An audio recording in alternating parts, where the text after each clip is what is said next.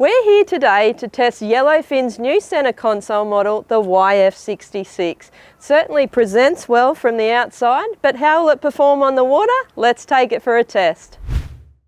Yellowfin plate boats introduced their first centre console back in 2009 and since then have expanded their range significantly. They have continually redefined their models, making them into high-performance fishing platforms. The Yellowfin YF-66 centre console is also available in a fishing edition that includes premium features for anglers. The hull is in the brand new colour sandbar, which is one of 3 new colour options that Yellowfin have released this year. And they've also launched this new stripe design here. As we look towards the side of the boat, you can see the fold in the aluminium side sheet, which is where the floor height is. The floor height is above the waterline with a self-draining deck on board, which basically means any spray or rainwater that comes on board will be able to drain out in the scupper system. They have also ran external chines the full length of the boat from bow to stern, which is super strong. They've been welded 4 times, twice on the outside and twice on the inside. So super strong overall and work great for spray deflection, keeping everyone inside the boat dry on those choppy days. One of the biggest changes with this year's model is this new helm design. Now it's all blacked out, it's very stylish but yet functional at the same time. Another feature we've got here is this custom steering wheel. It's got the grey colour here on the chrome and all we do is just press a button here. So whether you're sitting or standing, this is very customisable to make that trip ever so comfy. And we've also got a footrest here which makes the ride even more comfortable. The dash has loads of space for electronics and you can have up to a 19-inch sounder as well as your engine gauges, stereo and lots of other accessories can still fit in there too. There's a new custom switch panel here which has been designed especially for Yellowfin models. It's all labelled so it's very straightforward. If you want your bait tank, different things there, all you do is a simple press of a button and you're good to go. There's a brand new seat at the helm and this seat can be moved into 3 different positions. So you simply pull a little tab here, that's your middle section, or you can go right back. So it's very handy, say if you've got 4 guys on board, you can have 2 this side, 2 that side, or you can simply pull it back like this and then we can come around and sit here if we're trolling lures and things like that out the back. A brand new scupper drainage system can be seen at the rear of the boat here. Now what they've included in this year's model is these scupper drain filters here, and basically what that will do is stop things like your hooks, your sinkers, any debris that may get into there. What they've also done is entirely seal the transom off here at the back, which is a very smart move. So typically where your salt water would get in to your battery compartment and things like that, we've now sealed this completely off.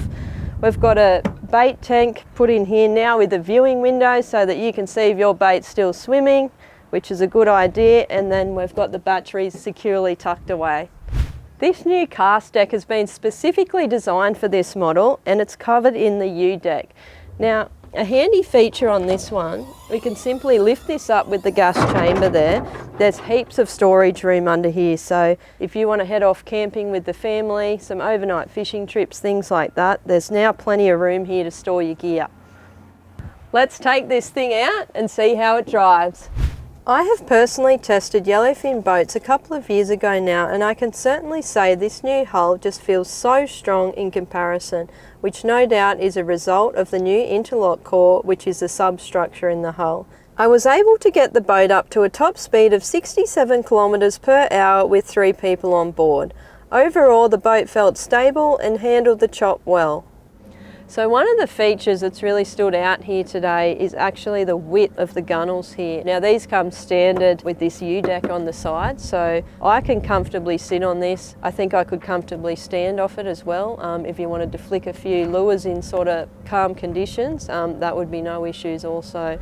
Now one of the things that you're able to do with these Yellowfins is option up to these bait stations. Now certainly if you're going to be doing a lot of fishing, one of the key features which I really like about this, in typical boats you'll often see the sides here capped, which makes it harder if you're obviously cutting up, you know, mullet for bait, different things like that, or even just filleting fish. There's a trough in the back, so all of your waste just goes out the back there.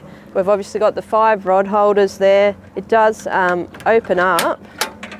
And another cool little feature I like about this one is if you're outside, it's a bit choppy, you're trying to tie your lures on, that sort of thing, you can simply get your bait box out and lock it in there like that. So that just helps keep everything secure while you're trying to, you know, tie your line on, fix things up. And there's storage, room for your pliers, knives, everything like that. So I would certainly be opting for this one. Another little feature that's been twerked on this model is the battery isolator switch. Now this is actually a very smart design. Typically these are hidden away and it's a bit of a pain to get into. Also what they've done is put it on an angle here, so if you're sort of walking back and forth through this transom door here, you actually won't bump it. So it's actually yeah, quite thought out, that design there. So definitely a big plus. So there's a ladder at the rear here. Now that's going to be handy if you want to go diving, have a swim around the boat, those sort of things. These bigger boats are obviously hard to climb back into, so that's beneficial.